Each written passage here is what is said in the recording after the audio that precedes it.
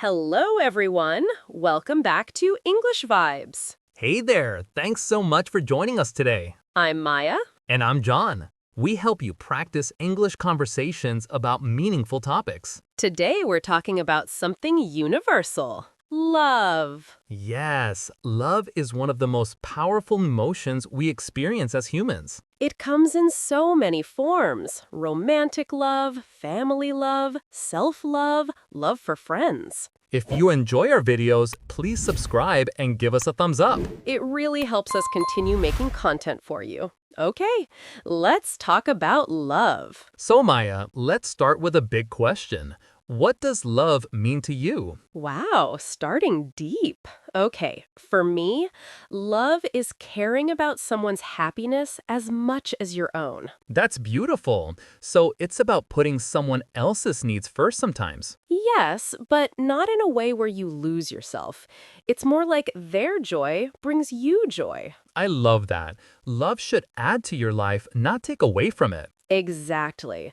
What does love mean to you, John? I think love is choosing someone every single day. It's not just a feeling, it's an action. That's so true. Feelings can come and go, but choosing to love someone is a commitment. Right. Some days are easy, some days are hard, but you choose to stay and work through it. That's mature love. I think when we're young, we think love is just butterflies and romance. The fairy tale version of love. Exactly. But real love is also about the boring everyday stuff. Doing dishes together, paying bills, supporting each other. The mundane moments matter just as much as the romantic ones. Maybe even more. Anyone can be romantic on Valentine's Day, but being there on a random Tuesday when your partner has the flu? That's real love. So true. Let's talk about falling in love. Do you remember the first time you fell in love? Oh, yes. I was 16. I thought I would die from the intensity of my feelings. Teenage love hits different. It really does. Everything felt so dramatic and important.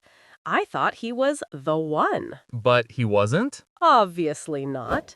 We broke up after 3 months, but at the time I was devastated. First love is always intense. What did that relationship teach you? That love isn't enough on its own. We loved each other, but we weren't compatible. What do you mean? We had different values, different goals, different communication styles. Love couldn't fix those fundamental differences. That's an important lesson.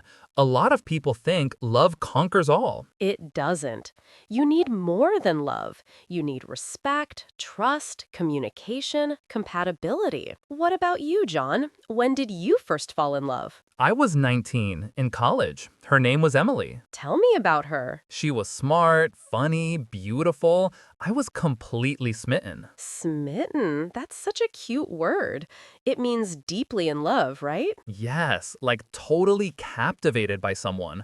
I couldn't stop thinking about her. How long were you together? 2 years. It ended when we graduated and moved to different cities. Long distance didn't work? We tried for a few months, but it was too hard.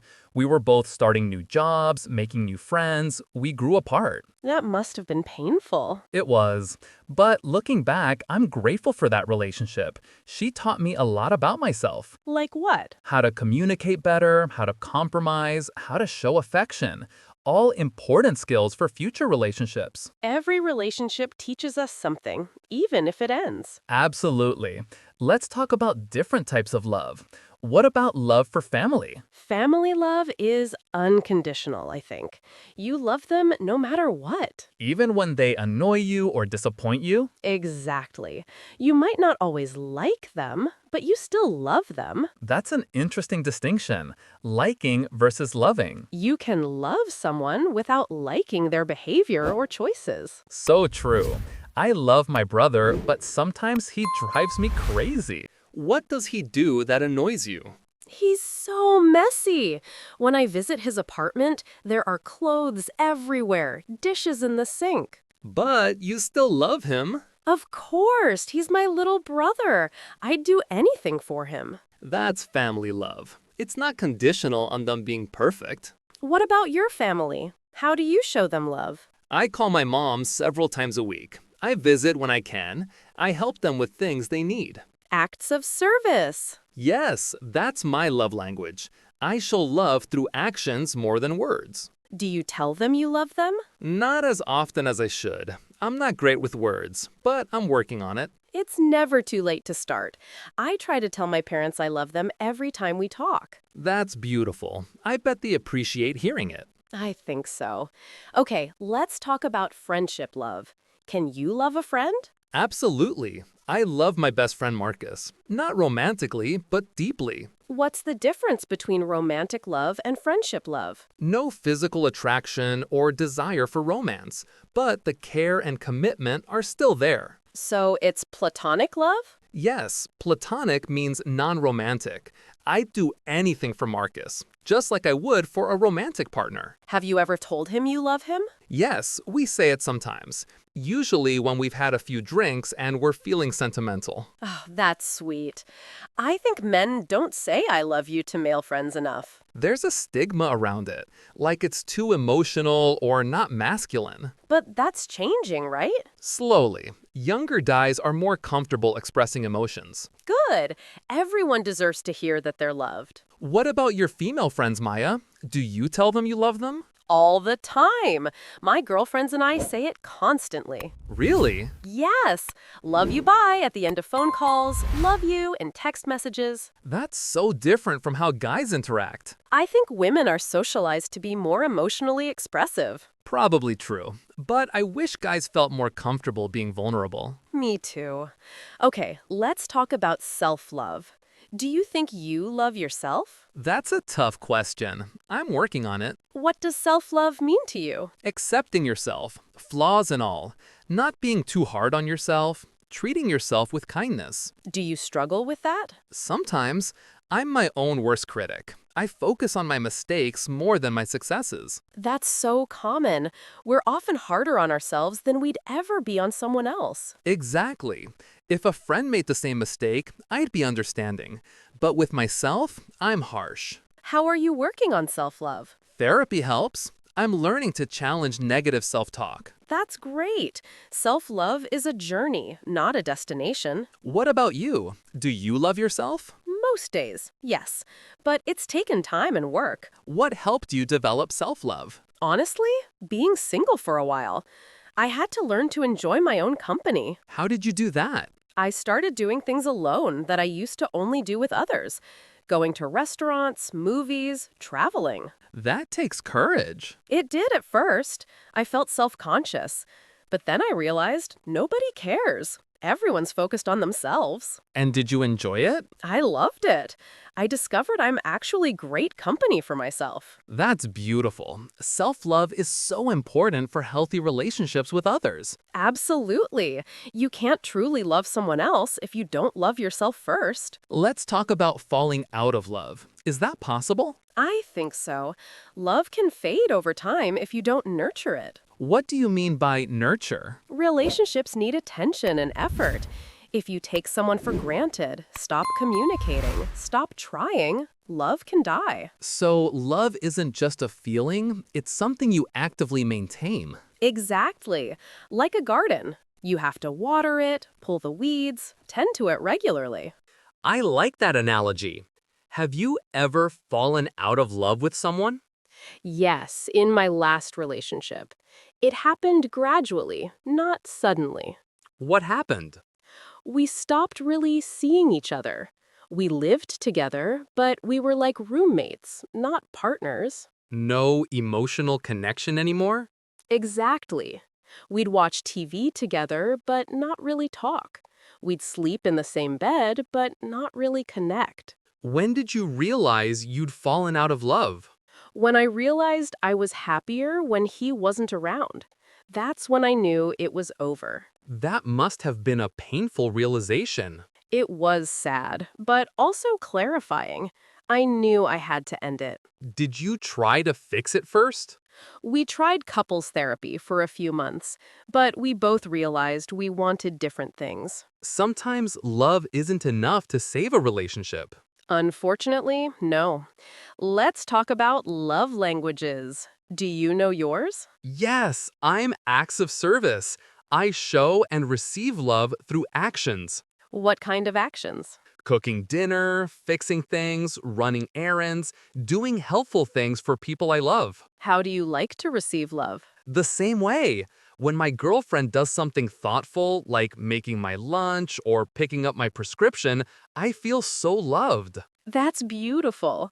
My love language is quality time. What does that look like for you? Undivided attention.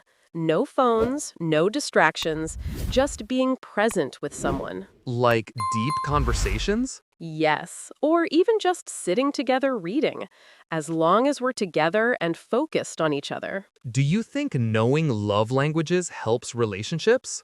Definitely. When you understand how your partner gives and receives love, you can love them better. Can you give an example? Sure.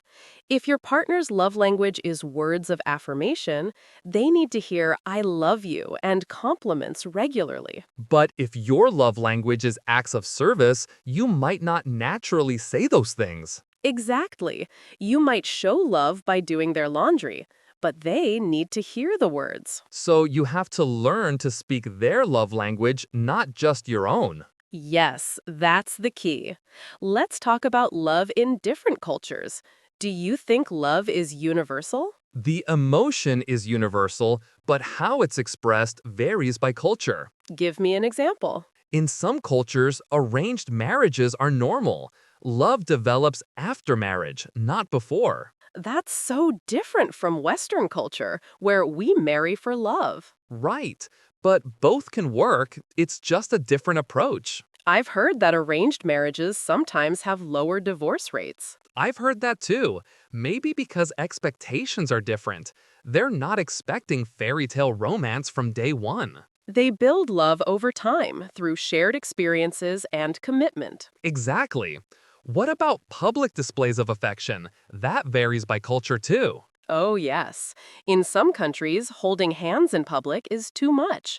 In others, kissing is totally normal. How do you feel about PDA? Public displays of affection? I'm okay with moderate PDA.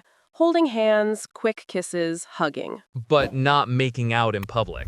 Definitely not. Save that for private. What about you? I'm pretty conservative about PDA. Hand holding is fine, but that's about it. Is that a personal preference or cultural? Probably both. I was raised to be more reserved about affection in public. Interesting. Let's talk about love at different ages. Do you think love changes as you get older? Absolutely. Young love is intense and passionate. Mature love is deeper and more stable. What's the difference? Young love is all about excitement and butterflies. Every moment feels like life or death. Drama and intensity. Yes, but mature love is calmer. You feel secure and comfortable. Less exciting? Not less exciting, differently exciting. The excitement comes from building a life together, not just the rush of new romance. That makes sense. Do you think you can have passion and stability together? I think so, but it requires effort. You have to keep dating each other, trying new things, staying curious. So you don't just get comfortable and stop trying? Exactly. Complacency kills passion. Good advice. Okay, let's talk about heartbreak. How do you heal from a broken heart? Time is the biggest healer, but also staying busy, leaning on friends, and allowing yourself to grieve. Grief is part of heartbreak? Yes, you're losing someone important. It's okay to be sad. How long does heartbreak last? It's different for everyone. Some people say half the length of the relationship. So a 2-year relationship takes 1 year to get over? That's the theory, but it's not a science. What helped you get over your last heartbreak? Honestly, time, therapy, and staying busy with hobbies and friends. Did you jump into another relationship right away? No, I took time to be single and heal. That was important. Rebound relationships rarely work anyway. Exactly. You need to process your emotions first. Okay, we've talked so much about love. Let's do a vocabulary review. Yes, we used lots of beautiful love-related words today. First word, unconditional. Unconditional love means loving without conditions or requirements. A parent's love is unconditional. They love you no matter what you do. You don't have to earn unconditional love. It's freely given. Next word, smitten. Being smitten means being deeply in love or infatuated with someone. He's completely smitten with her. He can't stop thinking about her. It's a lovely, old-fashioned word for falling hard for someone. Let's explain platonic. Platonic love is deep affection without romantic or sexual feelings. We're just friends. It's purely platonic. You can love someone platonically and care about them deeply without romance. Next, affection.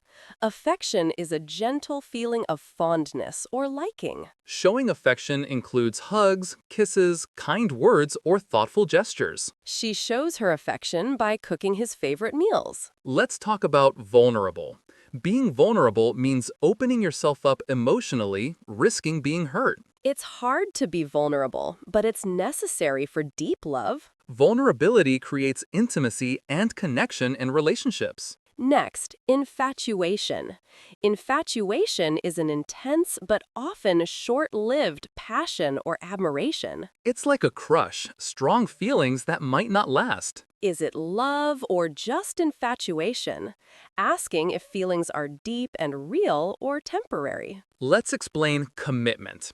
Commitment is dedicating yourself to someone or something long-term. They made a commitment to work through their problems together. Commitment means staying even when things get difficult. Next, nurture. To nurture means to care for and encourage growth. You must nurture your relationship with time and attention. Like nurturing a plant, giving it what it needs to thrive. Let's talk about heartbreak. Heartbreak is intense emotional pain from losing love. She's still recovering from her heartbreak. Heartbreak is real pain, not just emotional, but sometimes physical too. Last word, soulmate. A soulmate is someone perfectly suited to you, your ideal partner. Do you believe in soulmates? Asking if there's one perfect person for everyone. Some people believe in soulmates, others think you can build that connection with the right person. Perfect. So we learned unconditional, smitten, platonic, affection, vulnerable, one fatuation, commitment, nurture, heartbreak, and soulmate. That's 10 beautiful words about love. These words will help you express your feelings and talk about love in English. Now it's your turn. We have a question for you. Write in the comments, what's the most important thing love has taught you? We want to hear your wisdom about love. Everyone's experience is different. And remember, there's no wrong answer. Love means something different to everyone. Thank you so much for watching. Please subscribe if you haven't already. And hit that notification bell so you don't miss our next video. Remember, love yourself first and the rest will follow. Love is a journey, not a destination. See you next time. Bye, everyone. Bye, everyone. Quick vocabulary review. 1. Unconditional. Love without conditions or requirements. 2. Smitten. Deeply in love or infatuated. 3. Platonic. Deep affection without romance. 4. Affection. Gentle feeling of fondness. 5. Vulnerable. Opening yourself emotionally. 6. Infatuation. Intense but short-lived passion. 7. Commitment. Dedicating yourself long-term. 8. Nurture. Care for and encourage growth. 9. Heartbreak. Intense emotional pain from lost love. 10. Soulmate. Person perfectly suited to you.